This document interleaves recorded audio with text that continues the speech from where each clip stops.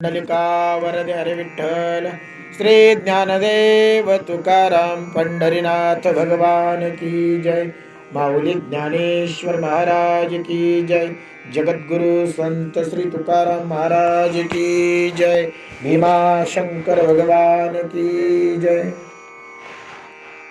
अलंकापुरी पुण्यभूमी पवित्र, जिथे नांदतो ज्ञान राजा सुपात्र. तया आठविता महापुण्य राशी. नमस्कार माझा सद्गुरु ज्ञानेश्वरासी.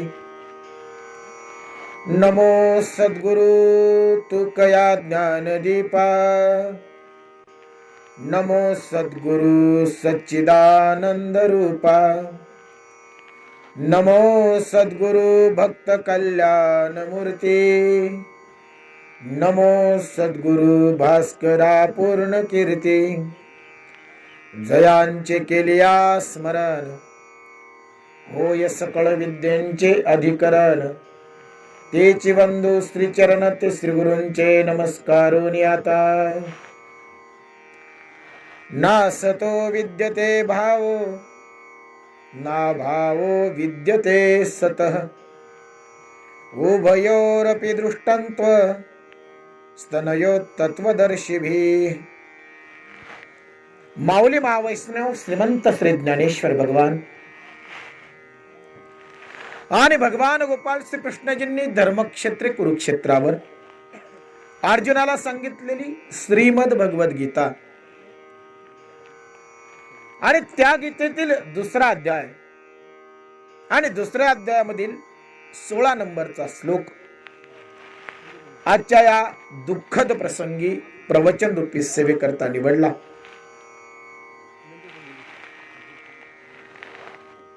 या श्लोकातून भगवंतांनी अर्जुनाला सत्य सांगावं.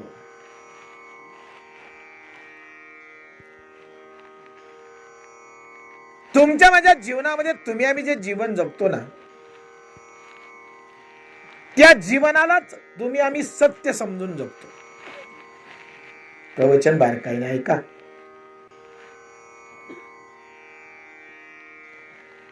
तुमच्या माझ्या जीवनामध्ये घडणाऱ्या घटना, तुमच्या माझ्या जीवनामध्ये घडणारे प्रसंग, तुमच्या माझ्या जीवनामध्ये तुम्ही आम्ही जमवलेल्या वस्तू,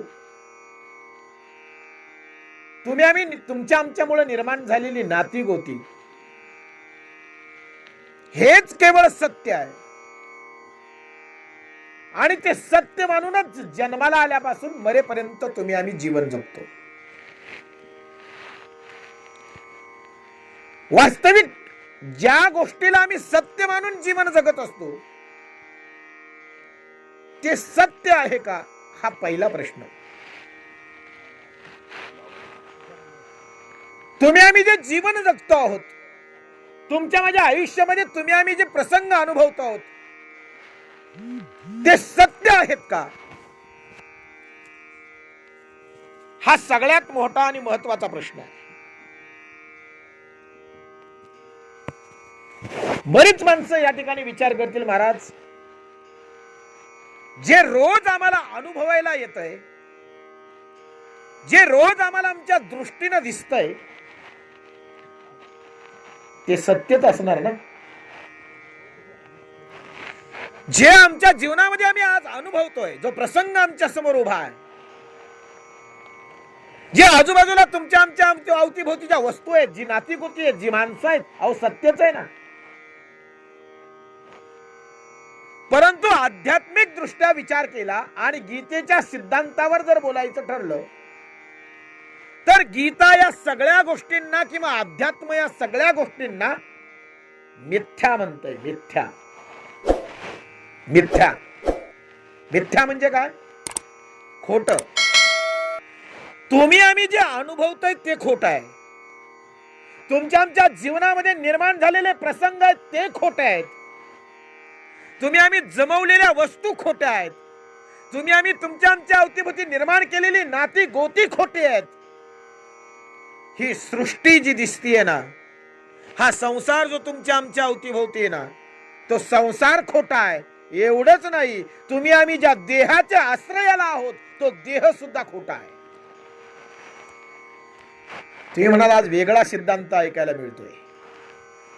आजपर्यंत आम्ही देहाला सत्य मानून त्या देहासाठी जीवन जगत आलो, या देहाला पोसत आलो, या देहासाठीच तुम्ही आम्ही जगतो. तुमच्या माझ्या जीवनाचं ध्येय देह आहे. खरं की खोटं?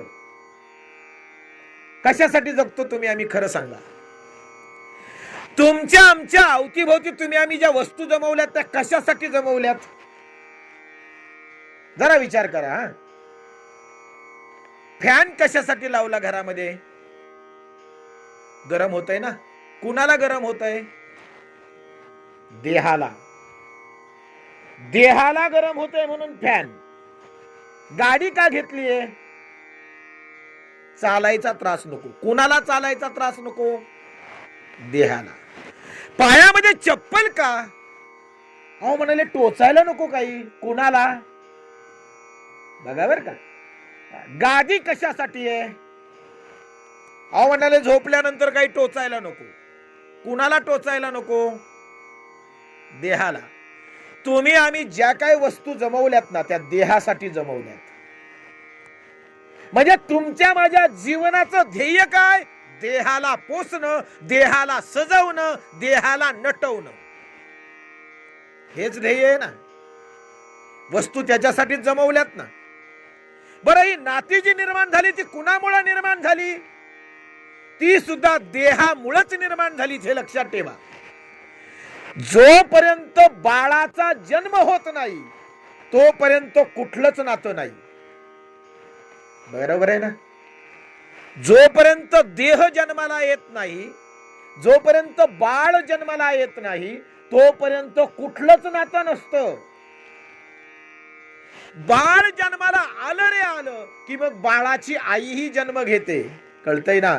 बाळाचे पप्पा, बाळाचा भाऊ, बाळाची ताई, बाळाचा मामा, बाळाचा काका, बाळाचे आजोबा. हे आजोबा, आई, ताई, भाऊ हे केव्हा जन्माला आले?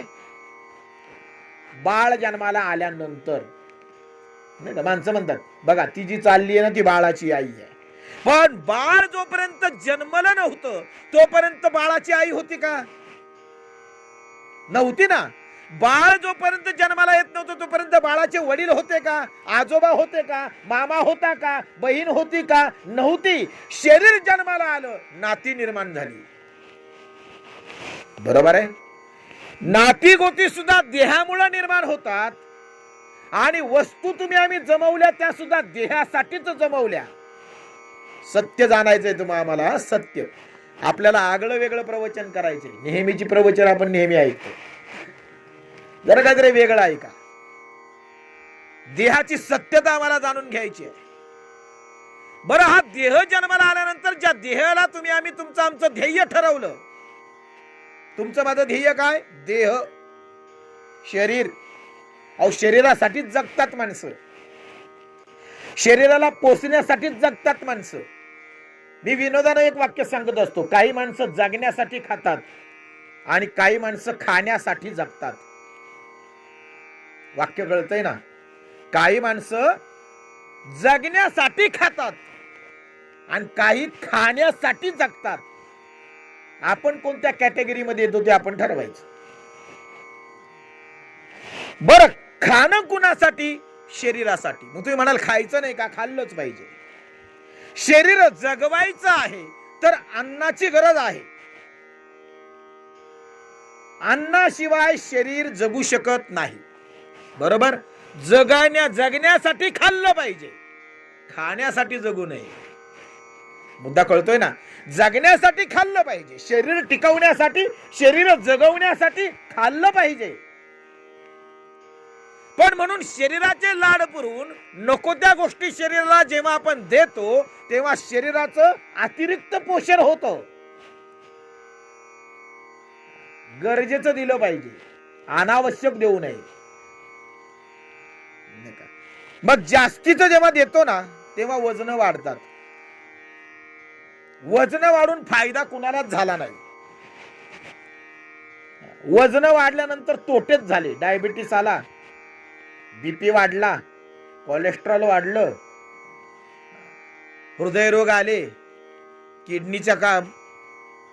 किडनी थकल्या, ब्लॉकेजेस वाढले.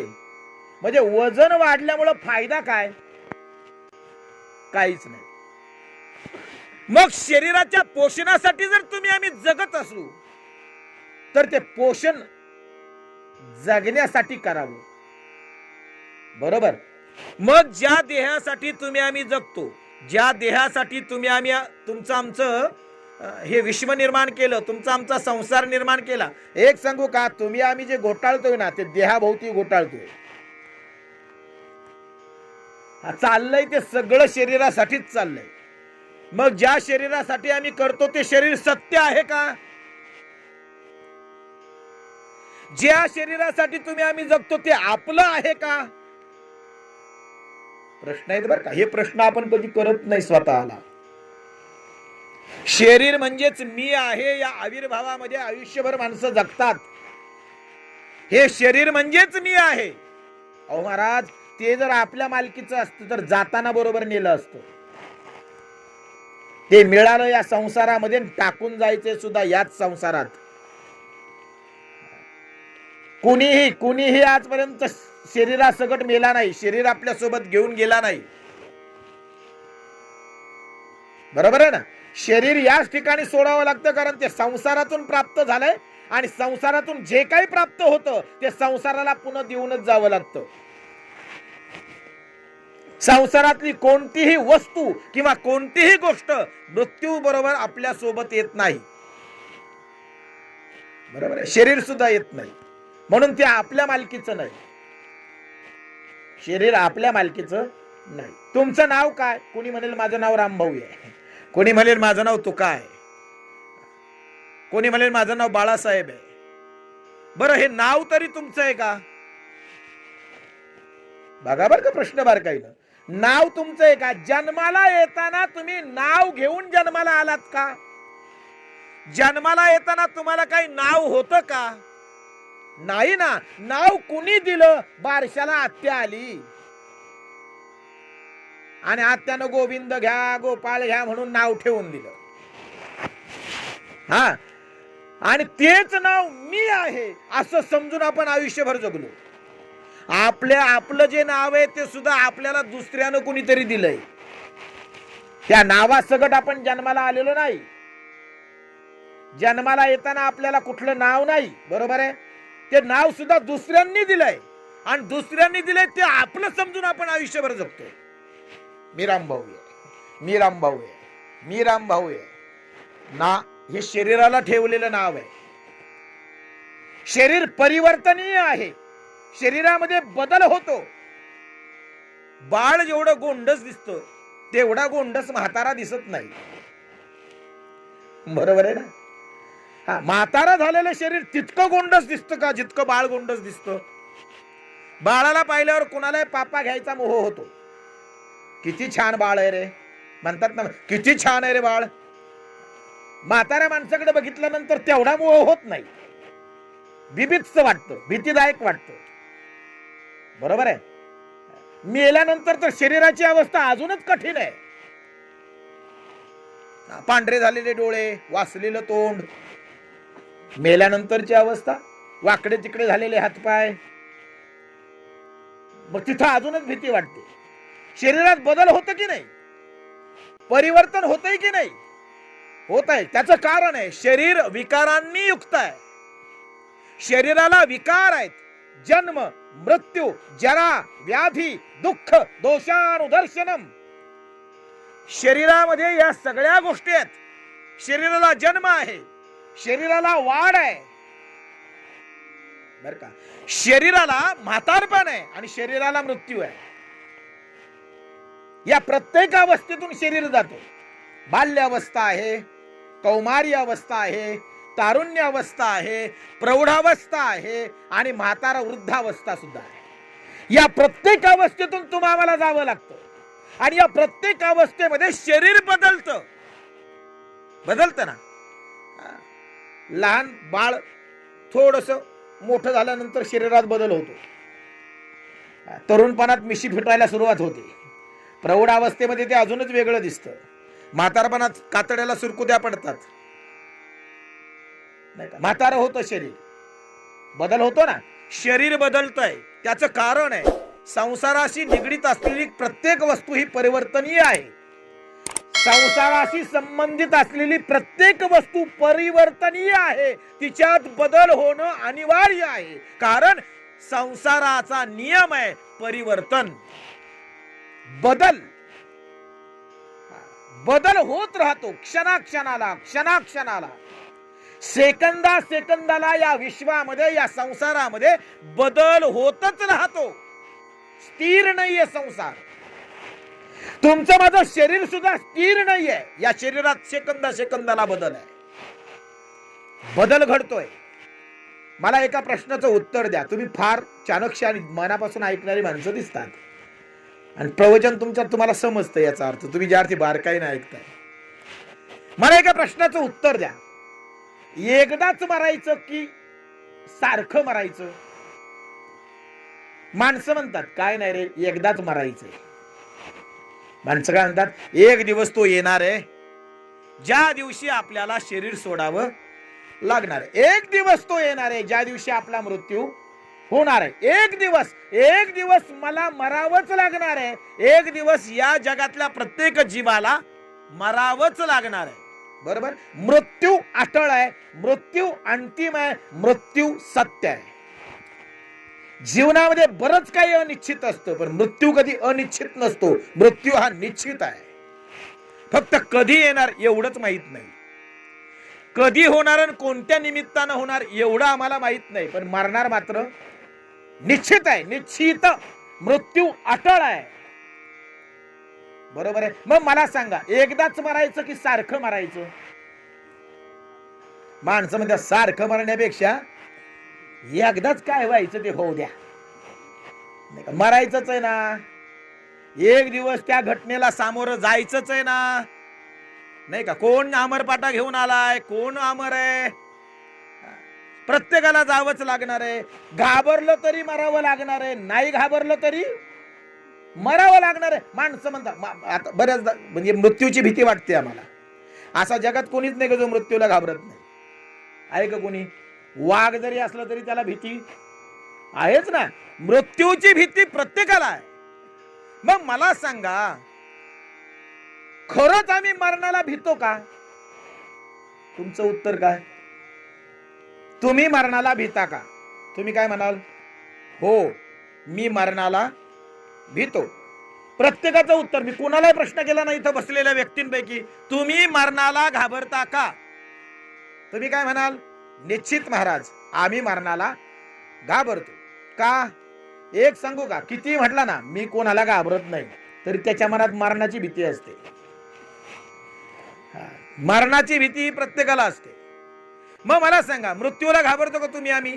पुढचं ऐका, मरणाला कुणीच घाबरत नाही. तुम्हीही घाबरत नाही, मीही घाबरत नाही. कारण घाबरलं तरी मरावंच लागणार आहे, नाही घाबरलं तरी मरावंच लागणार आहे. घाबरणाराही मरतो, न घाबरणाराही मरतो. मरणाची भीती नाहीये आम्हाला. भीती कसली आहे माहितीये का? जे आजपर्यंत तुम्ही आम्ही कमावलं, जे आजपर्यंत तुम्ही आम्ही जमवलं, ज्याच्यावर तुम्ही आम्ही आजपर्यंत प्रेम केलं, ज्या वस्तूंना, ज्या व्यक्तींना आम्ही आजपर्यंत जीवापाड जपलं, मरणामुळे त्या वस्तूंपासून, त्या व्यक्तींपासून आम्हाला दूर जावं लागणार आहे. त्या व्यक्तींपासून, त्या वस्तूंपासून आमचा वियोग होणार आहे. त्याची भीती आहे आम्हाला, मरणाची भीती नाही. अरे बाबा, एवढं 80 वर्ष मी जगलो, 80 वर्षात एवढं कमवलं, हे मला आता सोडावं लागणार. हे मृत्यू सांगतोय की कितीही कमवा आणि कितीही मिळवा, शेवटी खाली हाथ आया था, खाली हाथ जाएगा, मुट्ठी बांध के आया था, हाथ पसारे जाएगा. जायचंय रिकाम्या हाताने. सत्य काय? मला सत्य सांगायचंय तुम्हाला. ज्या शरीरासाठी तुम्ही आम्ही जगतो ते शरीर सत्य आहे? सत्य नाही. ते सुद्धा नश्वर आहे, नाशिवंत आहे, नासणार आहे, कुजणार आहे, सडणार आहे, परिवर्तनीय आहे. त्याच्यात बदल होतात. बरोबर आहे ना? म्हणून शरीर सुद्धा शाश्वत नाही, चिरकाल टिकणार नाही, आणि शरीर आपलं नाही. महत्वाचा मुद्दा नीट लक्षात घ्या. मी या मुद्द्यावर का बोलतोय, कारण आपण शरीरासाठी जगतो म्हणून. शरीराच्या बाबत वेदांमध्ये, शास्त्रांमध्ये, पुराणांमध्ये संतांनी सुद्धा अनेक दाखले दिले. हा देह नाशिवंत मलमूत्राचा बांधा, वरी चर्म घातले रे कुर्म कीटकांचा सांधा, रव रव दुर्गंधी रे अमंगळ तिचा बांधा. शरीराबद्दल सांगितलं. नाही अपवित्र शरीरा ऐसे. शरीरासारखं अपवित्र या जगात दुसरं काहीच नाही. घाणेरड, कुजणार, सडणार. 24 तासाच्या आत माणसं उचलतात, ठेवत नाही. किती जवळचा असला, अगदी नात्यातला असला, किती जवळचा असला ना, तरी माणसं म्हणतात उचला आता, लय वेळ झाला. आता कुणाची वाट बघता? अरे म्हणले त्याची लेक यायची राहिली. अहो आता ती गुजरात वरून येणार, कधी येणार, इथं आधीच उशीर झालाय, बघू आता, सांगू समजून तिला, उचला नाही तर वास सुटल. माणसं खोळंबली. हे लक्षात घ्या. मेल्यानंतर आपलीच माणसं आपल्याला सरणावर ठेवतात आणि काडी लावतात. हे सत्य आहे. हे सत्य स्वीकारा. मरणानंतर, मृत्यूनंतर आपल्याच नात्यातली, आपल्याच गोत्यातली, आपल्याच रक्ताची, आपल्याच प्रेमाची माणसं आपल्याला स्मशानात नेतात, चितेवर ठेवतात आणि स्वतःच्या हातानं आग लावतात. सत्य स्वीकारावं लागेल. हे नाचतंय, हे कुजतंय, याचा वास 24 तासाच्या आत येतो. कुजायला लागतं, पाणी सुटायला लागतं. पाणी शरीराला किती नासक आहे, किती सडक आहे. ते आपलंय का ना? मी काय सांगत होतो, एकदाच मरायचं की सतत मरायचं? पुन्हा मुद्द्याकडे येतो. माणसं म्हणतात एकदाच मरायचं. एक सांगू का, तुम्ही आम्ही एकदाच मरत नाही, आमचं मरण सतत होतंय. या क्षणाला सुद्धा तुम्ही आणि मी मरतोय. या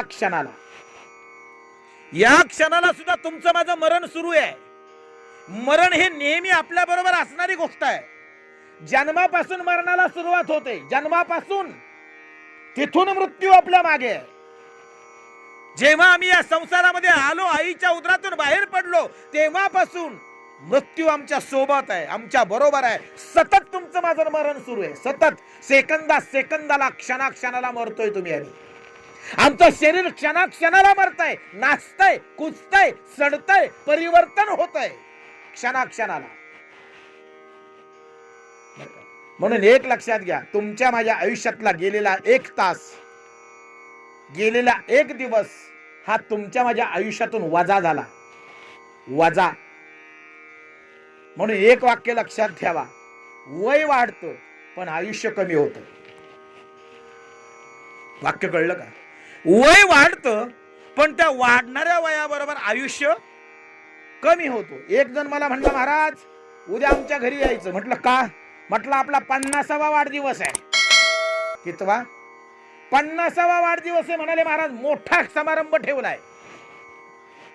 गेलो वाढदिवसाला, शुभेच्छा वगैरे दिल्या.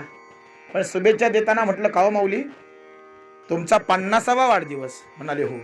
म्हणजे आयुष्यातले 50 गेले. आयुष्यातले 50 गेले. या 50 वर्षात तुम्ही काय केले?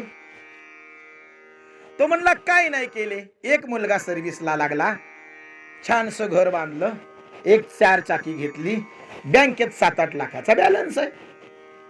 50 वर्षात एवढं केलं. मुलगा नोकरीला लावला, घर बांधलं, 4 चाकी घेतली, बँकेतला बॅलन्स वाढला. याच्या पलीकडे 50 वर्षात काही केलं नाही. आपण म्हटलं माऊली का हो, तुम्ही विचार केलाय का तुमचा आज 50वा वाढदिवस साजरा होतोय? तुम्ही एक विचार केलाय का तुम्ही किती वर्षांचे झाले? 50 वर्षांचे झाले. म्हणजे तुमचं वय किती? 50. तो का हो म्हणाला माऊली, जर देवानं तुम्हाला 60च वर्षाचं आयुष्य दिलं असेल, माहित नाही कुणाला किती आयुष्य आहे, पण आपण धरू तुम्हाला जर देवानं 60च वर्षाचं आयुष्य जर दिलं असेल, तर तुम्ही हा विचार केला का 10 शिल्लक राहिले म्हणून? ते म्हणले महाराज वाढदिवसाला आला का घाबरवायला आला?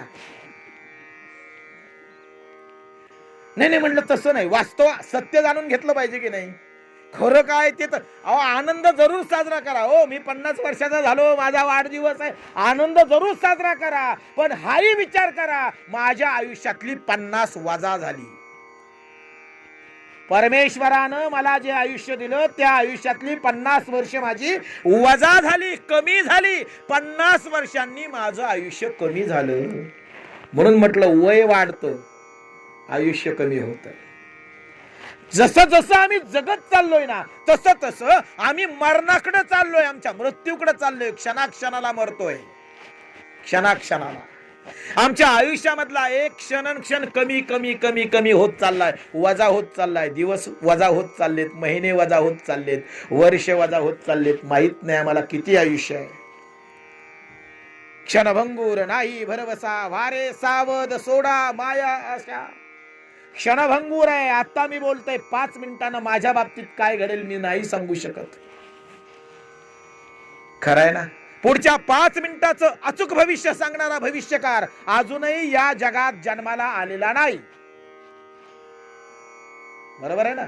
पुढच्या 5 मिनिटात काय घडेल, अहो 5 मिनिटाचा सोडा. हो आता माझ्या शरीरामध्ये मी श्वास घेतला आणि तो बाहेर टाकला, पुढचा श्वास मी घेईल की नाही याची सुद्धा मला गॅरंटी नाही.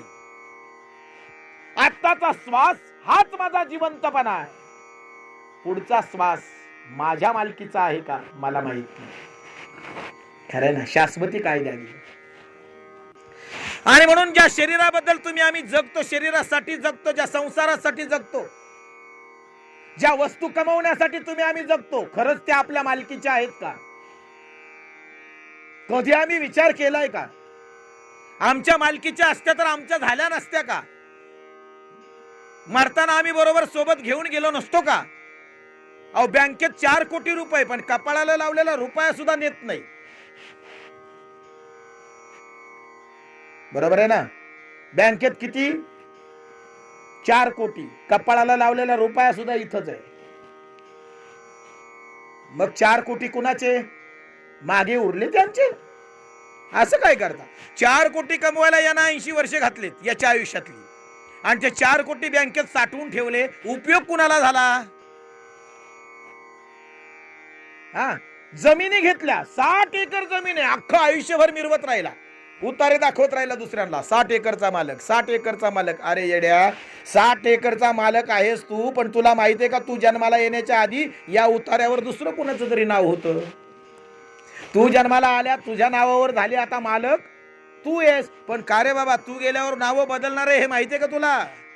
एक लक्षात घ्या, जमीन तिथंच आहे, मालक बदलतात. जमीन तीच आहे. आमच्या जन्माला यायच्या आधी मालक कुणीतरी वेगळा होता. आता आम्ही आहोत म्हणून मालकी आमची सांगतो, पण आम्ही गेल्यानंतर सुद्धा मालक बदलणार आहे. आपलं मालकीचं काहीच नाही. निमित्ताचा धनी केला असे प्राणी, माझे माझे म्हणून वाया गेला, व्यर्थ गेला.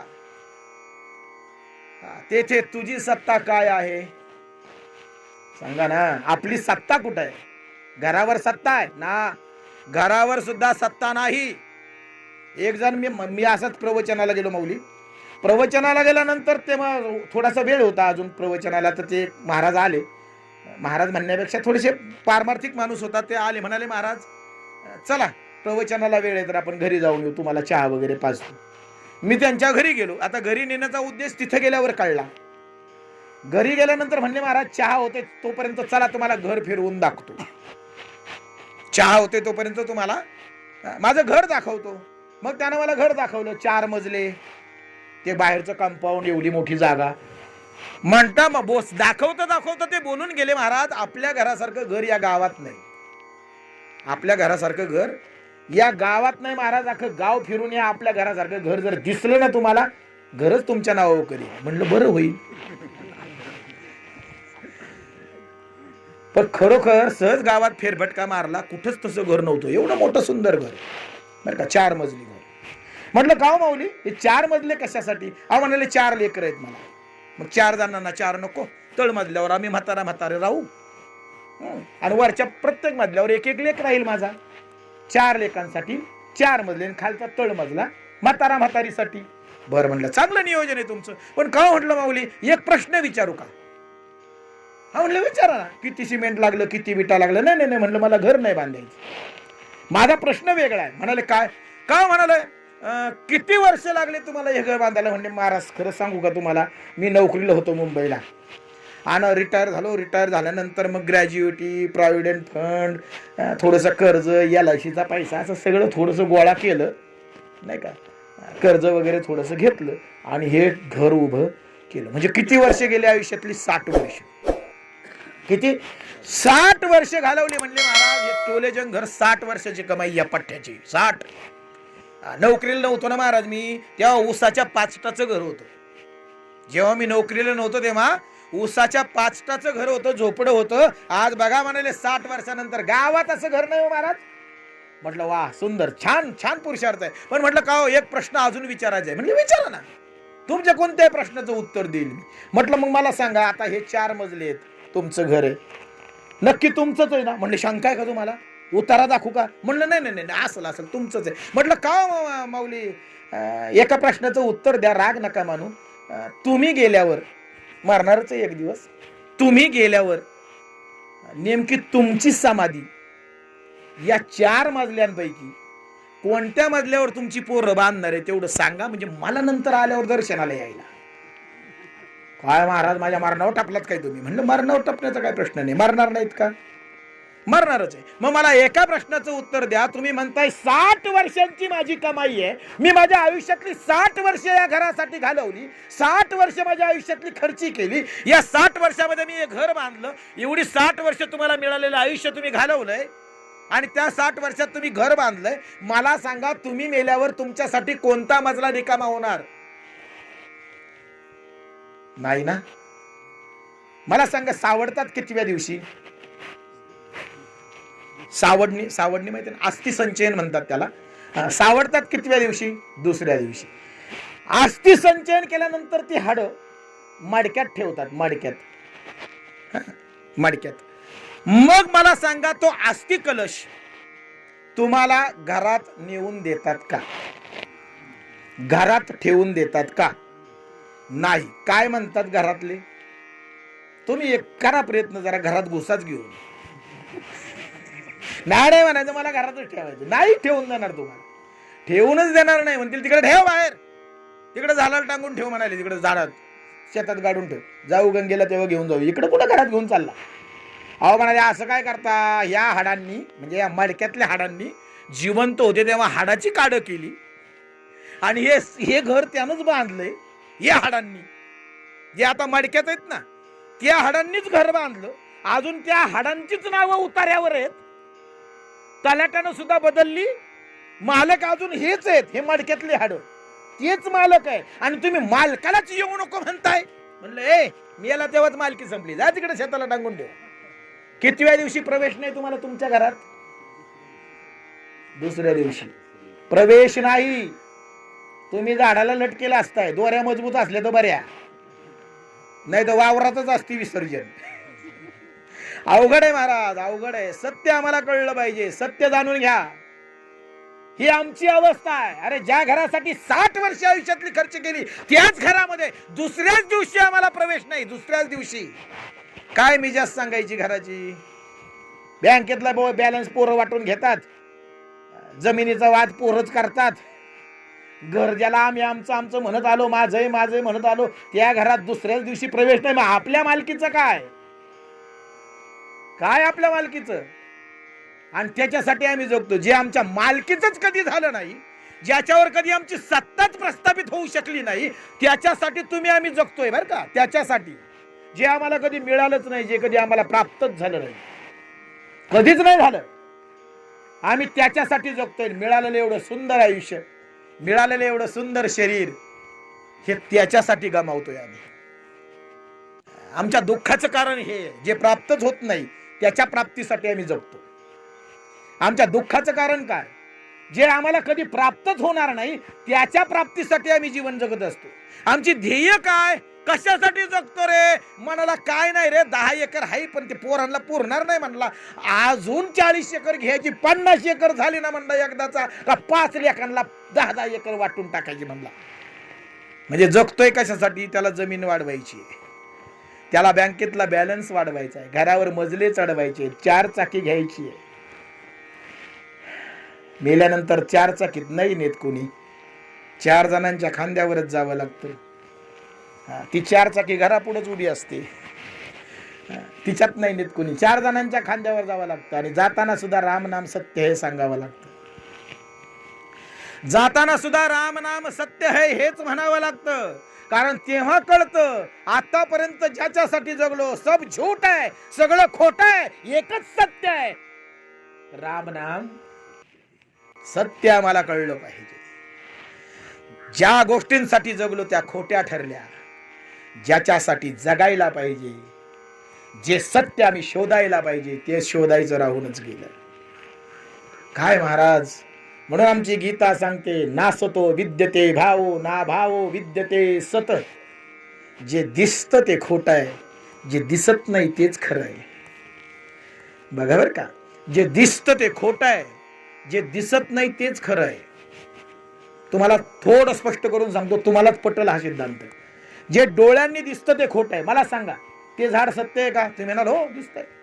ती गाय सत्य आहे का? हो दिसतंय. माणसं सत्य आहे, हे पाणी सत्य आहे, हे विश्व सत्य आहे, सूर्य सत्य आहे.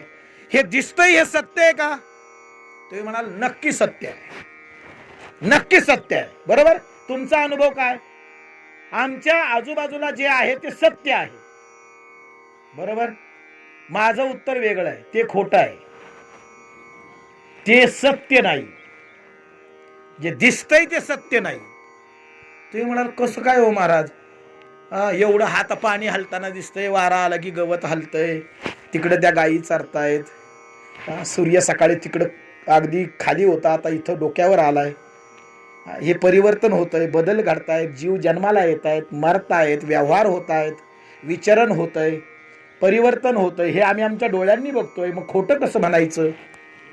तुम्ही खोटं कसं म्हणताय?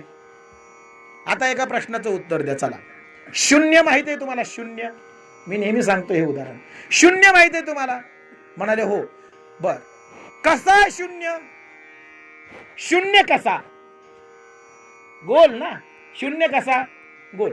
लहान पहिलीच्या पोराला जरी विचारलं ना, दाखव रे शून्य पाटीवर, की तो पटकन दाखवतो, हे बा शून्य. काढ रे पाटीवर शून्य, मग तो पटकन असा गोल काढतो, शून्य.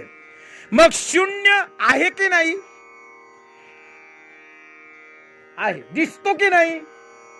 दिसतो. कसा आहे? गोल आहे. म्हणजे त्याला आकार आहे की नाही? आहे. मग किंमत काय शून्याची? किंमत काय? माझ्याकडं 0 पैसे आहेत म्हणजे किती आहेत? काहीच नाही. काहीच नाही हे दाखवण्यासाठी 0 आहे. मुद्दा लक्षात घ्या. मग काहीच नाही म्हणजे काय? बघा बरं का, काहीच नाही म्हणजे काय? 0. काहीच नाही म्हणजे 0. मग 0 नाहीये का? आहे. कसा आहे? गोल आहे. आकार आहे की नाही? आहे. मग 0 म्हणजे किती? काहीच नाही. काहीच नाही हे दाखवण्यासाठी 0 आहे, पण तो नाहीये का? जगाचंही तसंच आहे. जग आहे की नाही? आहे. दिसतं की नाही? दिसतं. आकार आहे की नाही? आहे. किंमत काय? 0. म्हणून काहीच प्राप्त होत नाही. कारण नाहीच आहे तर प्राप्त कसं होईल? जे नाहीच आहे तिथं काय प्राप्त करायचं? सिद्धांत कळलाय ना. हे नाहीच आहे तर तिथं मिळणार काय? 0 फक्त दिसतो, आकार दिसतो, तो जाणवतो, पण तो नाहीये. तो नाहीये. अजून सोपं उदाहरण देऊ का? 1000च्या नोटा बंद झाल्या. एकानं जपून ठेवली होती, त्या बिचाराला माहित नसेल कदाचित, पाकिटात एका कोपऱ्यात जपून ठेवली. म्हातारीनं सांगितलं, अहो घरातलं किराणा संपलाय, जरा दुकानात जा आणि किराणा घेऊन या. आजीनं ती अशी यादी दिली, पिशवी दिली. बाबा गेले दुकानामध्ये, दुकानदारानं दिलेल्या यादीप्रमाणे किराणा भरला पिशवीमध्ये. भरल्यानंतर 950 रुपये झाले. म्हणले बाबा 950 रुपये झाले. त्याने त्या पाकिटातली आपली ती 1000ची नोट काढली. म्हणले जरा 50 परत द्या. ते मग दुकानदारानं उलटी पालटी करून बघितले. म्हणले हे द्या फेकून तिकडे. म्हणले म्हणले का? हे चालत नाही. म्हणले दुसरी नोट द्या. 1000ची नोट चालत नाही, खोटी नोट आहे ती. म्हणले खोटी कशी काय? त्याच्यावर किती लिहिलेत? 1000. त्याच्यावर किती लिहिलेत? 1000. हाताला जाणवती की नाही? आजपर्यंत जपून ठेवली. म्हणाले 1000 लिहिलेत. कितीची नोट आहे? नोट कितीची आहे, किती लिहिलेत त्याच्यावर? 1000. म्हणजे कितीची नोट आहे? 1000ची नोट आहे. 1000ची नोट आहे की नाही? आहे. हाताला जाणवते की नाही? जाणवते. मग कसं म्हणता तुम्ही खोटी आहे म्हणून? धरा 50 परत द्या. म्हणल्यावर बाबा घेऊन जाई, पोराला खेळायला दे, त्याचे 2 चॉकलेट पण नाही येणार आता. ती जरी दिसत असली, ती जरी 1000ची नोट असली तरी किंमत. तसं संसाराचं आहे. दिसतोय, जाणवतोय, अनुभवायला येतोय, पण किंमत. आणि जे शून्य आहे ते मिळवण्याचा आमचा प्रयत्न आहे. जे काहीच नाही ते मिळवायचा आमचा प्रयत्न आहे. म्हणून आमच्या हाती काही लागत नाही, आणि काही लागत नाही म्हणून आम्ही दुःखी होतो. कारण आम्हाला कळतं, ज्याच्यासाठी खटाटोप केला, ज्याच्यासाठी आयुष्य घातलं, मला तर काहीच मिळालं नाही, म्हणजे व्यर्थ गेलं ना, फुका गेलं, फुका. मग आमचं जगणं फुका आहे. निरर्थक जगतो आम्ही, निरर्थक. आम्हाला काहीच प्राप्त होत नाही. आणि हे केव्हा कळतं माहितीये का? मरणाच्या वेळी. आम्हाला मिळालं 80 वर्षाचं आयुष्य, काहींना मिळालं 60 वर्षाचं आयुष्य. आणि मरणाच्या वेळेस कळलं 60 वर्ष जगलो, 80 वर्ष जगलो, पण माझ्या हातात सध्या काहीच नाही. तेव्हा दुःख आहे, तेव्हा दुःख आहे. परमेश्वराने एवढं सुंदर म्हणून जीवन जगत असताना सत्य जाणून जीवन जगा. आम्ही का जन्माला आलो, कशासाठी जन्माला आलो, जन्माला आल्यानंतर आम्हाला नेमकं काय करायचंय, हे प्रश्न कधीतरी आम्ही स्वतःला विचारले पाहिजेत. आम्हाला जन्माला आल्यानंतर जीवन जगत असताना आम्हाला नेमकं काय करायचंय, काय कमवायचंय, काय मिळवायचंय, भगवंतांनी आम्हाला मनुष्य देह का दिला, मनुष्य जन्म का दिला, आणि आम्हाला काय करायचंय विचारलं पाहिजे ना. का मिळाला देह? सजवण्यासाठी, नटवण्यासाठी, पोषण करण्यासाठी ना. काय होतं माहितीये का? साधनाचं जेव्हा साध्य होतं ना, शिकलेली माणसं, साधनाचं जेव्हा साध्य होतं ना, तेव्हा साधनाचं नुकसान होतं, साध्य साधायचं राहून जातं. बरोबर सिद्धांत? साधन जेव्हा साध्य बनतं, साधन जेव्हा साध्य बनतं, तेव्हा साधनाचंच नुकसान होतं, आणि जे साध्य करायचे ते साध्य राहून जातं. तुकाराम महाराज म्हणतायत, नाही त्याची घेता शिरी, होईल दुरी निजपंथ. नको तेच डोक्यावर घेतलं की जे साध्य करायचे ते साध्य होत नाही. नको तेच ओझं वागवत बसतो तुम्ही. आम्ही नाही त्याची घेता शिरी, नको ते ओझं घेतले आम्ही डोक्यावर, नको ते ओझं, आणि चाललोय कष्ट करत, चाललोय कष्ट करत. शेवटी ओझं हे आपलं नाही, नुसतेच कष्ट, नुसतेच कष्ट. म्हणून तुळशीदासांच्या बाबत फार सुंदर सांगितलं गेलं. तुळशीदासांच्या जीवनामधला प्रसंग आहे. कोण? तुळशीदासजी. रामचरित मानस ज्यांनी लिहिलं, तुळशी रामायण ज्यांनी लिहिलं, ते तुळशीदासजी. त्यांच्या जीवनामधला प्रसंग तुम्हाला सांगतो थोडासा. तुळशीदासजींचं लग्न झालं. पूर्वी ते तुळशीदास नव्हते, तुळशी होते फक्त त्यांचं नाव. बघा बरं काय का बारकाईनं. त्यांचं लग्न झालं, बायकोवर खूप प्रेम त्यांचं. आता नवीन नवीन लग्न झालंय, तरुण आहेत नाही का, खूप प्रेम बायकोवर. त्यांना असं वाटायचं हिच्याशिवाय माझं जगणंच नाही, बायकोशिवाय मी जगूच शकत नाही, इतकं प्रेम बायकोवर. शेवटी संसार आहे, भांड्याला भांडं लागतं. काहीतरी वाद भांडण झालं आणि बायको माहेरी निघून गेली. बायको माहेरी निघून गेली. 1-2 दिवस कसे तरी तुळशींनी काढले, पण म्हणाले तिच्याशिवाय का जग नाही. शेवटी आता तिच्याकडे गेलो पाहिजे, तिला समजावलं पाहिजे. संसार आहे नाही का, भांड्याला भांडं लागतं, भांडणं होतात, म्हणून काही रुसून तिकडेच माहेरी बसायचं नाही. नाही म्हणाले, तिला समजावून आणलं पाहिजे. म्हणून तुळशीदास आपल्या सासूरवाडीला गेले. ऐका बरं का, तुळशीदास आपल्या सासूरवाडीला गेले बायकोला समजावायला आणि तिला घेऊन यायला. जाता जाता रात्र झाली. आता रात्र झाल्यानंतर तुळशीदासांनी विचार केला, आता दारातून जावं तर सासरा म्हणाल आधी पुरीशी भांडलात, आणि आता पुरीला न्यायला आलात. सासरा सुद्धा आपल्याला घरात घेणार नाही. आता त्यांची पत्नी जी होती ती माळ्यावर, पूर्वी माळ्याची घरं होती, माळा असायचा घराला, ती माळ्यावर झोपली होती. तुळशीदासांनी विचार केला, चला घरातून नाही पण माळ्यावर जायला कुठं रस्ता आहे का बघावं. म्हणून तुळशीदासांनी घराला एक पूर्ण चक्कर मारला आणि त्यांना एक दोर टांगलेला दिसला. काय टांगलेला दिसला? ऐकताय सगळे? एक दोर टांगलेला दिसला. तुळशीदासांना वाटलं काय म्हणाले, बायकोला आधीच कळलं की काय मी येणार आहे ते. बायकोने माझी सोय करून ठेवली, म्हणाले दोर टांगून ठेवला. आनंद झाला. त्यांनी त्या दोराला पकडलं आणि दोराला पकडून ते वर माळ्यावर गेले. झोपेत असलेल्या आपल्या पत्नीला उठवलं. पत्नीला सुद्धा आश्चर्य वाटलं. म्हणाले तुम्ही एवढ्या रात्री कसे आलात आणि कसे काय इथं वर माळ्यावर आलात? वडिलांनी घेतलं का? अहो म्हणाले वडील कसले घेतात, तू टांगून ठेवलेल्या दोराला धरून चढलोय म्हणले. ती म्हणली मी केव्हा दोर टांगला? अगं असं काय करते? म्हणाले तू दोर टांगलाय त्याला तर धरून चढलोय. ती म्हणली मी दोर टांगलाच नाही, तर तुम्ही कसं काय? चला चला मला दोर दाखवा म्हणाले. म्हणून ते दोघही नवरा बायको दोर पाहायला आले. तो दोर नव्हता, तो सर्प होता. तो दोर नव्हता, तो काय होता? रात्रीच्या अंधारात त्यांना वाटलं दोर आहे, पण तो काय होता? सर्प होता. बायकोनं तुलसीदासांना म्हणावं, अहो एवढं प्रेम करता माझ्यावर की तुम्हाला दोरी आणि सर्प याच्यातला फरक कळला नाही. तुम्ही प्रत्यक्ष मरणाला धरून वर चढलात, माझ्यासाठी मरणाला सुद्धा सामोरे गेलात. एवढं प्रेम तुम्ही माझ्यावर करता काय हो? जेवढं प्रेम तुम्ही माझ्यावर करता ना, तेवढंच प्रेम जर तुम्ही रामावर केलं ना, तर राम तुमच्या दारात पाणी भरील. काय वाक्य आहे? जेवढं प्रेम तुम्ही माझ्यावर करता, तेवढं प्रेम जर तुम्ही देवावर केलं ना, तर देव तुमच्या दारात द्वारपाल होऊन उभा राहील. म्हणून तुलसीदासांची जी गुरु आहे ना, पहिला गुरु, तू त्यांची पत्नी आहे. तिथं तुलसीदासांच्या मनामध्ये अंतकरणामध्ये परिवर्तन घडलं. तुलसीदास माघारी फिरले. बायकोला सांगितलं तुला यायचं तर ये, नाही आली तरी मला तुझी गरज नाही. त्या दिवसापासून तुलसीदास रामाचे दास झाले. त्या तुलसीदासांनी रामायण लिहिलं, तुलसी रामायण, आणि प्रत्यक्ष प्रभू रामचंद्रजी त्यांच्या दारामध्ये द्वारपाल म्हणून उभे आहेत. बदल का घडला?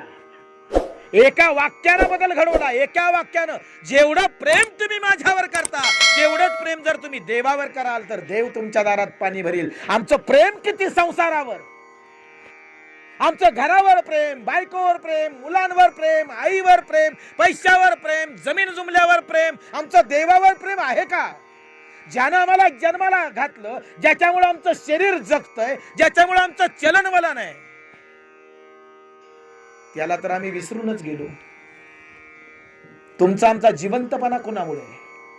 मंदिरातला देव राहू द्या, कदाचित काही मानतही नसतील, नका मानू, पण इथं आतमध्ये जो आहे त्याला तर मानाल की नाही?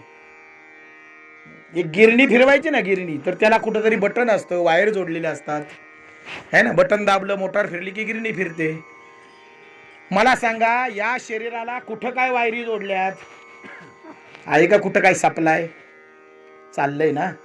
हलतय, बोलतय, चालतय, बघतय, रक्ताभिसरण सुरू आहे, हृदयाची धडधड सुरू आहे, सगळी यंत्र व्यवस्थित चाललीत ना? तुम्ही आम्ही झोपलेलो जरी असलो ना, तरी आमच्या हृदयाचा भाता चालू आहे. तुम्ही आम्ही झोपलेलो जरी असलो ना, तरी आमचा मेंदू जागा आहे. मेंदू कधीच झोपत नाही, हृदय कधी थांबत नाही, हे अविरत चालू राहतं. ही चालू ठेवणारा कोण? हा प्रश्न कधी आम्ही केला? कुणी चालू ठेवलाय हा भाता? कुणावर विश्वास ठेवून तुम्ही रात्री झोपता? कुणावर विश्वास ठेवता? तुम्हाला खात्री आहे सकाळी तुम्ही उठाल?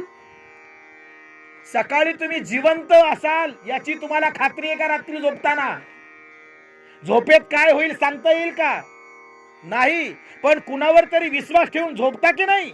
झोपताना तुम्हाला तुमच्या मनात विश्वास आहे की नाही? आता मी झोपतोय, पण सकाळी मी उठणार आहे, हा विश्वास आहे की नाही? तो विश्वास कुणावर आहे? कुणावर विश्वास ठेवून तुम्ही झोपेच्या अधीन होता? ज्याच्यावर विश्वास ठेवता तोच देव. ज्यानं आम्हाला झोपी लावलं तोच आम्हाला सकाळी जागा करतो, हे लक्षात ठेवा. कुठे देव म्हणणाऱ्या माणसांना सांगा जरा. चाले हे शरीर कोणाची या सत्ते, कोण बोलवितो हरिवीन. म्या बोलविल्या वेदू बोले, म्या चालविल्या सूर्य चाले, म्या हलविल्या प्राणू हले, जो जगाते चाले. अरे वृक्षाचेही पान हले, ज्याचे सत्ता, त्याची सत्ता आहे, त्याची सत्ता. डोळ्यांनी दिसत नसला म्हणून काय झालं? सत्ता सगळी त्याचीच आहे. तो नाही तर आम्ही नाही, तो नाही तर आमचं अस्तित्व नाही. तुम्हा आम्हाला किंमत कुणामुळे सांगा ना? समोरून आलो ना, आपण चाललो ना, तर कुणी म्हणतं राम राम, का वाकला आमच्या समोर? का त्यानं रामराम केला, का त्यानं नमस्कार केला? नमस्कार तुम्हाला नाही, नमस्कार तुमच्या आतल्या चैतन्याला आहे. आज जे चैतन्य आहे ना, नमस्कार त्याला आहे. तुम्हा आम्हाला किंमत कुणामुळे आहे? तो आतमध्ये आहे म्हणून तुम्हा आम्हाला किंमत आहे. तो निघून जाऊ द्या. मगाशी सांगितलं, आपलीच रक्ताची माणसं आपल्याला चितेवर ठेवतात आणि जाळतात. कुणामुळे किंमत आहे तुम्हाला आणि मला? त्या परमेश्वरामुळे, त्याच्या अस्तित्वामुळे किंमत आहे. डोळ्याने दिसत नाही म्हणून काय झालं? सत्ता त्याचीच आहे, सत्ता त्याचीच आहे. ही सत्ता आम्ही झुगारतोय म्हणून आम्ही प्रत्येक जण जगतोय ना, ते बेईमानीनं जगतोय, कृतज्ञतेनं जगतोय. आम्ही सगळे बेईमान माणसं आहोत. ज्याच्या सत्तेनं आम्ही जिवंत आहोत त्यालाच आम्ही मानायला तयार नाही. मग बेईमान म्हणायचं नाही, मग काय म्हणायचं? आणि जो कायम आम्हाला लाथाडतो, जो संसार कायम आम्हाला लाथा घालतो, त्या संसाराला आम्ही आमचं म्हणतो. अहो, कधी सुख दिलं संसारानं? कुणाला दिलं का? नाही ना. संसारानं कधीच कुणाला सुख दिलं नाही. संसाराशी आसक्त झालेला कधी कधी सुखीच झाला नाही. त्या संसाराला जो संसार कायम आम्हाला दुःख देतो, जो संसार नेहमी आम्हाला फसवतो, तो संसार आमचा. आणि ज्या देवानं जिवंत ठेवलाय तो देव आमचा नाही. नाकतोंड का बांधले तुम्ही मला सांगा बरं. आता 2 वर्ष झाले नाकही बांधले, तोंड बांधले. देवानं तोंड दाखवायला जागा ठेवली नाही. एवढी अवघड परिस्थिती माणसाची झाली. प्राणी मोकळे ढाकळे फिरतायत. ते सुद्धा म्हणत असतील बरी आदल घडली. हा, प्राणी सुद्धा म्हणत असतील बरी आदल घडली. भले भले जमिनीवर आले महाराज कोरोनामुळं. हे अहंकाराने अभिमान करणारे सुद्धा आता चांगलेच उचलून आपटले. खरंय ना. पैशाचा अहंकाराने अभिमान करणारे आहोत. 30 रेमडेसिवीर घेतले दवाखान्यात, 30 तरी नाही वाचले. 15 लाख घातले. माझ्याकडे पैसा आहे, माझ्याकडे पैसा आहे, माझ्याकडे. काय पैशाला करताय? 15 लाख घालून सुद्धा नाही वाचलं. इथं आमचं गरीब शेतकरी साध्या क्वारंटाईन सेंटर मध्ये गेलं आणि 2-4 पॅरासिटामॉल 2-4 दिवस खाल्ल्यानं बरं होऊन घरी आलं. खरं ना. पैशाचं काय घेऊन बसलात महाराज? अभिमानाने अहंकार करू नका. मला सांगा, तोंड का बांधले? अहो म्हणले कोरोना आहे. हो म्हटलं, कुठं फिरताना दिसला का तुम्हाला? कोरोना दिसला का फिरताना? नाही ना. कुठं दुकानात उभा असलेला दिसला का? रस्त्यानं चाललेला नाही. हो म्हणाले, दिसत नाही. तो दिसत नाही. डोळ्यांनी न दिसणारा विषाणू येतो. डोळ्यांनी दिसत नाही तो व्हायरस येतो. तो डोळ्यांनी दिसत नाही. अरे डोळ्यांनी दिसत नाही तरी आम्ही विश्वास ठेवला आणि नाकतोंड बांधली. मग डोळ्यांनी न दिसणाऱ्या कोरोनावर आम्ही जर विश्वास ठेवू शकतो, तर डोळ्यांनी न दिसणाऱ्या देवावर का आम्ही विश्वास ठेवू शकत नाही? का ठेवू शकत नाही? हे जे मी बोलतोय ना, हे त्याच्या सत्तेने. तुम्ही ऐकताय ना, हे त्याच्या सत्तेने. तो निघून जाऊ द्या. ऐकणंही थांबतं, बोलणंही थांबतं. आम्ही त्याचीच सत्ता झुगारून लावतो. कुठला देव आणि कोणता देव? नका देवळातल्या देवाला मानू, नका तीर्थक्षेत्रातल्या देवाला मानू, पण आपल्या हृदयामध्ये त्याला तर मानाल. ज्याच्यामुळे तुम्ही आम्ही जिवंत आहोत, ज्याच्यामुळे तुमचा माझा जिवंतपणा आहे, आणि ज्याच्यामुळे तुम्हाला आम्हाला किंमत आहे, त्याला तर मानाल, त्याला तर नमस्कार कराल, त्याच्या पुढे तर वाकाल. या विश्वाला संचलित करणारी अशी एक शक्ती कुठेतरी आहे, त्या शक्ती पुढे तर झुकाल. झुकलं पाहिजे महाराज. एमडी झालेला doctor, MD surgeon, MD surgeon आहे बरं का. ऑपरेशन थिएटर मध्ये घाईघाईनं चाललाय. शरीर ऑपरेशन साठी थिएटर मध्ये नेऊन ठेवलंय. रोगेट झालेलं शरीर ऑपरेशन थिएटरला तिथं आहे. आणि ते सर्जन डॉक्टर एमडी असलेले आतमध्ये शिरतायत. तेवढ्यात नातेवाईक आडवे झाले. म्हणाले, डॉक्टर साहेब काही करा, कितीही पैसा लागू द्या, कितीही खर्च झाला तरी चालेल, पण आमचं माणूस वाचवा. नातेवाईक म्हटले, पायाला हात लावून डॉक्टरांच्या. डॉक्टरांनी त्या पायावर वाकलेल्या नातेवाईकांना उठवलं आणि सांगितलं, हे बघा, प्रयत्न करणं माझं काम आहे. मी 100% प्रयत्न करतो. फक्त एकच, माझ्या प्रयत्नांना यश द्यायचं की नाही हे तो ठरवतो. म्हणून तुम्ही एक काम करा, मी प्रयत्न करतो, यश द्यायचं की नाही हे त्याच्या हातात आहे. तुम्ही त्याची प्रार्थना करा. एमडी सर्जन असलेला डॉक्टर ज्याच्यावर विश्वास ठेवून ज्याच्याकडे बोट करतो ना, तो देव. पटलंय का मुद्दा? तो विज्ञानच शिकलाय ना, डॉक्टर विज्ञानच शिकलाय ना. तो विज्ञानवादीच आहे ना, पण त्यांनी कुणाकडे तरी बोट केलंय ना. हा, सर्जन असला म्हणून काय झालं, पण तो फक्त म्हणतोय प्रयत्न मी करीन. यश द्यायचं की नाही हे कुणाच्या हातात आहे, तुम्ही त्याची प्रार्थना करा. त्यानं ज्याच्याकडे बोट केलं तो देव. दिसला नाही कुणाला, पण अस्तित्व आहे. म्हणून गीतेचा श्लोक हा काय सांगतोय, ना असतो विद्यते भाऊ. म्हणजे काय, ना असतो, जो नाही ना तोच सत्य आहे, आणि जे दिसतंय ना ते असत्य आहे. म्हणून संसाराला मी मगाशी शून्य म्हटलं. दिसतोय पण खोटा आहे, दिसतोय पण खोटा आहे. देव दिसत नाही पण सत्य आहे, सत्य आहे. ते सत्य आम्ही स्वीकारलं पाहिजे. आम्ही सत्य स्वीकारत नाही म्हणून आम्हाला रडावं लागतं. शेवटी आमच्या मराठीमध्ये म्हण आहे, सत्याच्या कपाळी आपलं खोट्याच्या कपाळी आहे ना. मराठीमध्ये म्हण, खोट्याच्या कपाळी कुऱ्हाडीचा. खोट्याला काय प्राप्त होणार महाराज, आणि खोट्याकडून काय प्राप्त होणार, काहीच नाही. म्हणून आम्ही रिकाम्या हाताने का आहोत माहितीये का, आमच्याकडे बरंच काही आहे पण तरी आम्ही रिकामे आहेत. माणसं म्हणतात, अहो महाराज माझ्या घरात अशी एकही वस्तू नाही, जगात अशी वस्तू नाही जी माझ्या घरात नाही, म्हणतात ना माणसं. पण सांगू का महाराज, एवढं सगळं आहे पण सुख नाही हो, मग वस्तू असून उपयोग काय हो.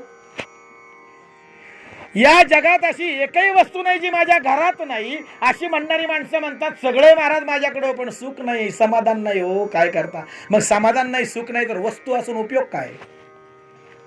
म्हणून एक लक्षात घ्या, 4 वस्तू कमी असू द्या पण आंतरिक समाधान फार महत्वाचं आहे. ते आतलं समाधान फार महत्वाचं आहे. इथून समाधानी पाहिजे माणूस. वस्तूंनी कोणी सुखी झाला नाही. अहो एकावर एक 20 गाद्या टाकणाऱ्याला सुद्धा झोप नाही, घेऊन काय बसला. मला खरं सांगा, दिवसभर आमचा शेतकरी माणूस शेताला जातो, काबाड कष्ट करतो, जनावर चारतो, दिवसभर सूर्य मावळेपर्यंत कष्ट आहेत. घरी आला, हातपाय धुतले, जनावरांना पाणी दाखवलं, वैरण काढी केली, देवापुढे दिवा लावला, अगरबत्ती लावली, कारभारणीनं किंवा बायकोनं केलेली काही काम, चटणी भाकरी असेल, बेसन भाकरी असेल, 2 भाकरी खाल्ल्या. कोपऱ्यात पोतं पडलं होतं फाटकं, ते पोतं झटकलं, जमिनीवर टाकलं, त्या पोत्यावर अंग टाकून दिलं. ज्या कुशीवर झोपलाय त्याच कुशीवर सकाळी उठला, डेक नाही चावली नाही, पिसवाई चावल्या नाही, काहीच नाही. बघा बरं का, ही एक परिस्थिती. आणि एकाच्या घरात तिजोरीत 25 लाख रुपये कॅश आहे. किती कॅश आहे, 25 लाख रुपये कॅश आहे. एकावर एक 5 गाद्या आहेत, पण ते झोपत नाही. त्या तिजोरी पुढे ते चक्र हाणतंय. का माहितीये का, त्याला भीती आहे, येतो का काय, हानितो का काय, नेतो का काय. मग मला सांगा, 25 लाख तिजोरीत आहेत पण झोप नाही. 25 लाख तिजोरीत आहेत पण झोप नाही. यानं बेसन भाकरीच खाल्ली आहे, फाटक्या पोत्यावर झोपलाय, पण ज्या कुशीवर झोपला त्याच कुशीवर उठलाय. मला सांगा सुखी कोण. 25 लाख तिजोरीत आहे तो सुखी, की फाटक्या पोत्यावर झोपलाय तो सुखी. महाराज तुम्हाला सुखाची व्याख्या सांगू, जमिनीवर अंग टाकल्यावर पुढच्या 5 मिनिटात जो बिनघोर घोरतो ना तो सुखी, तो सुखी. अरे रात्रीच्या झोपा लागती नाही, काय वस्तू असून उपयोग आहे, काय पैसा असून उपयोग आहे. सुखाची झोप पाहिजे महाराज, सुखाची झोप. काबाड कष्ट करणारा आमचा कष्टाळू शेतकरी, आमचा मजूर माणूस दिवसभर कष्ट करतो, संध्याकाळी काय चटणी भाकर शिळीपकी असेल ती खातो आणि झोपतो. दुसऱ्या दिवसाची चिंता नाही, मिळेल की नाही, सुखी की नाही. सुख कुठे आहे महाराज. आणि म्हणून सुखाची ही व्याख्या आहे ती नीट लक्षात ठेवा. आम्हाला झोप सुखानं आली पाहिजे. जमिनीवर अंग टाकलं ना, धरणीवर अंग टाकलं ना, अंथरुणावर अंग टाकलं ना, की पुढच्या 5 मिनिटात आम्ही झोपलो पाहिजे, त्याला म्हणतात सुखी. सुखाची फार मोठी व्याख्या करण्याची आवश्यकता नाही. समाधान पाहिजे महाराज, जीवनाचं समाधान. नाहीतर जगण्यात काय अर्थ आहे महाराज. कशासाठी जगलो का जगलो हेच जर आम्हाला कळलं नाही, तुमची आमची धावपळ का करतोय तुम्ही आम्ही तेच जर आम्हाला उमगलं नाही, कशासाठी धावपळ आहे, कशासाठी पळापळ आहे, सुखासाठीच आहे ना. कशासाठी वस्तू जमवल्या, समाधानासाठीच जमवल्या ना. मग वस्तू जमवणे जर आम्हाला सुख मिळत नसेल तर वस्तू जमवण्यात वेळ का घालवावा. खरंय ना. म्हणून कुठेतरी सुख शोधायचं असेल ना तर पळापळ करू नका, थांबा. तुम्हाला आंतरिक सुख पाहिजे ना, तुम्हाला सुख समाधान पाहिजे ना, तर पळू नका, थांबा. थांबा. एक लक्षात घ्या, चंचलतेत सुख नाही, स्थिरत्वामध्ये सुख आहे. म्हणून तुकोबरा म्हणतात, ठाईच बैसोनी करा एक चित्त. म्हणजे काय? कामधंदे सोडून द्या, एका जागेवर बसा असं नाही. ठाईच बैसोनी करा एक चित्त म्हणजे पळापळ थांबवा आणि स्थिर व्हा. स्थिरत्वात प्रगती आहे. पळापळीत चंचलतेत प्रगती कधीच होत नाही. आणि तुम्हाला आनंदाचा अनुभव व्हावा असं वाटतं ना, तर थांबा, स्थिर व्हा, पळापळ नको. अहो, माणसं बसलेली असली तरी मनानं पळापळ चालली, शरीरानं बसलेली असली ना तरी मन पळतंय. कावळा शिवला का नाही, अमुक आला का नाही, तमुक आला का नाही, कोण काय करतंय, कोण काय करतंय. बसलाय शरीरानं पण मन पळतंय की नाही. पण जोपर्यंत तुम्ही स्थिर होत नाही ना, तोपर्यंत सुख नाही. देवही पाहिजे ना, तर स्थिर पाहिजे. तुम्ही देवासाठी सुद्धा स्थिरत्व पाहिजे. असं धावपळ करून तीर्थयात्रेला जाऊन देवळांमध्ये जाऊन कुठं देव प्राप्त झालाय? कोणाला झालाय? कोणाला झालाय? नाही ना. म्हणून एक लक्षात घ्या, पळापळ करू नका, स्थिर व्हा, स्थिर व्हा. आणि तो शोधा तुमच्या ठिकाणी आहे, तुमच्या जवळ आहे, तुझं आहे, तुझं पाशी. पण आम्ही शोधतोय त्याला बाहेर. जरा मिटा डोळे मिटा, जरा आतमध्ये शोधा, सापडेल. कुठं शोधताय? म्हणून कबीरदासांचा एक सुंदर दोहा आहे, मोको कहा धुंडे बंदे मैं तो तेरे पास रे. कोण म्हणताय? कबीरदासजी म्हणताय. मोको कहा ढूंढे बनते मैं तो तेरे पास रे, ना मैं देवल ना मैं मस्जिद न काबे कैलाश में, ना तो कोनो क्रियाक्रम में ना ही योग बैराग में, खोजी हो ये तो तुरंत मिली हो पल भर की तलाश में, कहे कबीर सुनो भाई साधो सब श्वासों की श्वास में. कुठे देव? तुमचा श्वासन श्वास ज्याच्या सत्तेनं चाललाय तो देव. थांबायचं ना आता. तुमचा श्वासन श्वास ज्याच्या सत्तेनं चाललाय तो देव, आणि तो देवच सत्य आहे, एवढं लक्षात ठेवा. म्हणून शंकराचार्यांनी सिद्धांत मांडला. ऐका जरा, शंकराचार्यांनी सिद्धांत मांडला काय? ईश्वर सत्य जगत मिथ्या. ईश्वर सत्य जगत मिथ्या. दिसत नसला तरी तो सत्य आहे. हवा दिसतीये का? दिसली कोणाला? ती बघा, ती निळ्या रंगाची हवा चालली, असं थोडंच आहे, दिसली थोडीच. हवा दिसत नाही, मग नाहीये का? मग नाही तर नाक दाबून धरा, कळेल. 2 मिनिटं नाक दाबा, मग कळेल हवा आहे की नाही. हवा आहे ना? आहे. दिसलीये का? नाही. मग नाहीये का? आहे. बरं. देव आहे का? आहे. दिसलाय का? नाही. मग नाहीये का? आहे. हे लक्षात घ्या. म्हणून सत्य काय ते शोधा. दिसत नाही म्हणजे सगळ्याच गोष्टी असत्य असं नसतं. काही आपल्या दृष्टी गोचर गोष्टी आहेत, दृष्टीच्या पलीकडच्या बाबी आहेत, बरं का. त्या दृष्टीच्या पलीकडच्या गोष्टी आहेत ना, त्या डोळ्यांनी दिसत नाही म्हणजे त्यांना अस्तित्व नाही असं नाही. हवा डोळ्याने दिसत नाही म्हणजे तिला अस्तित्व नाही असं नाही. ती आहे, फक्त दिसत नाही. तसा देव आहे, दिसत नाही. तोच सत्य आहे. म्हणून मरताना सुद्धा खांद्यावर घेतलं ना की मग म्हणत चालतात, राम नाम सत्य है. केव्हा कळलं? आता मेल्यावर कळून काय उपयोग आहे? जिवंत असतानाच राम नामाची सत्यता जर कळली ना, तर मेल्यानंतर राम नाम सत्य है म्हणण्याची सुद्धा गरज नाही. जिवंत असताना सत्य काय ते शोधा, आणि सत्य शोधा, आणि ते सत्य प्राप्तीसाठी जगा. खोटं कितीही मिळवायचा प्रयत्न करा, मिळणार नाही. आणि मिळत नाही म्हणून दुःखी आहे. तुम्हा आम्हाला का रडावं लागतं? तुम्हा आम्हाला पश्चाताप का करावा लागतो? आम्ही खोट्याच्या मागं पळतोय. ज्याला अस्तित्व नाही ते पकडण्याचा आमचा प्रयत्न आहे. जे कधी प्राप्तच होत नाही ते मिळवण्याचा आमचा प्रयत्न आहे, म्हणून आम्ही दुःखी आहोत. सत्य शोधा. म्हणून संतांनी काय केलं महाराज? संतांनी मंथुनी नवनीता तैसे घे अनंता. संतांनी सार शोधलं, सत्य शोधलं आणि सत्य स्वीकारलं, बरं का. म्हणून या ठिकाणी माऊलींच्या फार सुंदर उभ्या आहेत. आता अर्जुना, काही एक सांगेन मी ऐक, जे विचार परलोक ओळखिती. या उपाधी माझी गुप्त, या उपाधी माझी गुप्त, या उपाधी संसाराच्या मागे, या उपाधी माझी गुप्त, गुप्त डोळ्याने दिसत नाही. या उपाधी माझी गुप्त, चैतन्याचे सर्वगत ते तत्वज्ञ संत स्वीकारिती. संतांनी काय स्वीकारलं? चैतन्य स्वीकारलं. आम्ही काय स्वीकारला? संसार स्वीकारला. म्हणून संत काहीच नाही त्यांच्याकडे तरी सुखी आहेत, आमच्याकडे भरपूर आहे तरी आम्ही दुःखी आहेत. कारण आम्ही खोटं स्वीकारलं आणि सत्य त्यागलं. संतांनी सत्य स्वीकारलं आणि खोटं बाजूला सारलं. मुद्दा नीट लक्षात घ्या. सलिली पय जैसे एक होऊन मिनले असे, परी निवडून राजहंसे वेगळे किजे, की अग्निमुखे किडाळ तोडून या चोखाळ, निवडती केवळ बुद्धिमंत ना तरी जाणीवेच्या आईनी, करिता दधी कडसनी मग नवनीत निर्वाणी दिसे जैसे.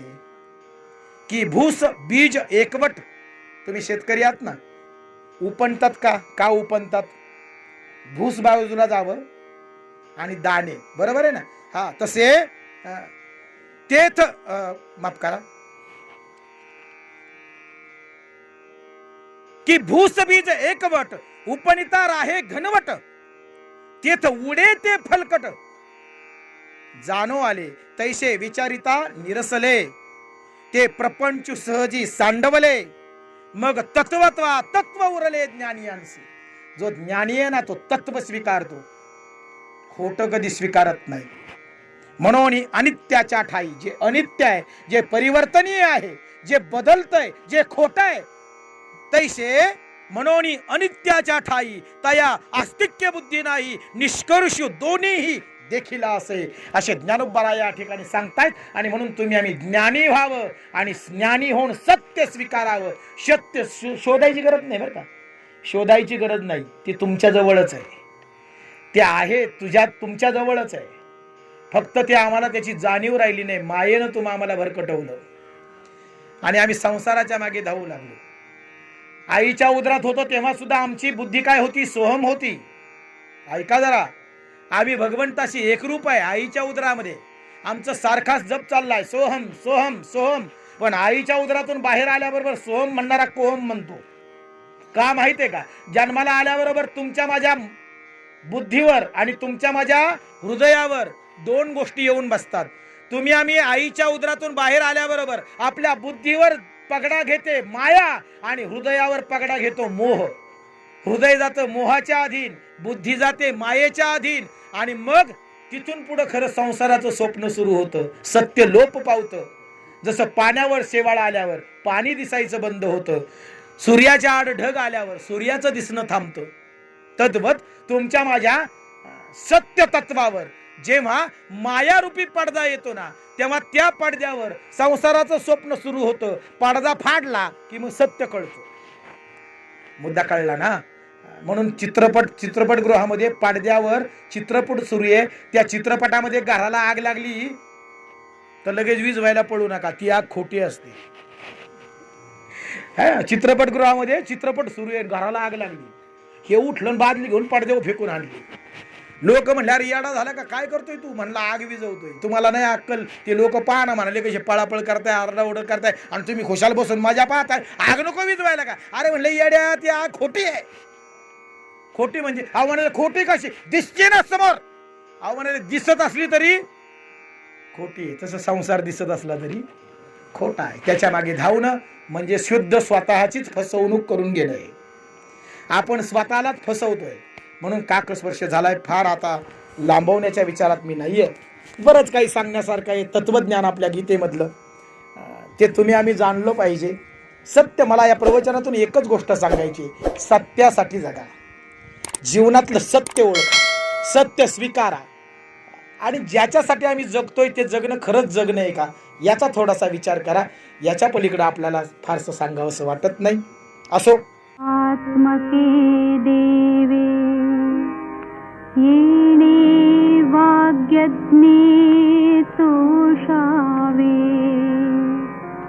तोषोनी मज द्यावे पसाय दान हे. जे खळांची व्यंकटी सांडो, तया सत्कर्मी रती वाढो. भूता परस्परे पडो, मैत्र जीवांचे. दुरिताचे स्वधर्म सूर्ये पाहो, जो देवांशील तो तेलाह, प्राणी जात वर्षत सकळ मंगळी, ईश्वर निष्ठांची मांदियाळी, अनवरत भूमंडळी, भेट तू भूता, चला कल्पतरूंचे आरव, चेतना चिंतामणींचे गाव, बोलते जे अर्णव पियुषाचे,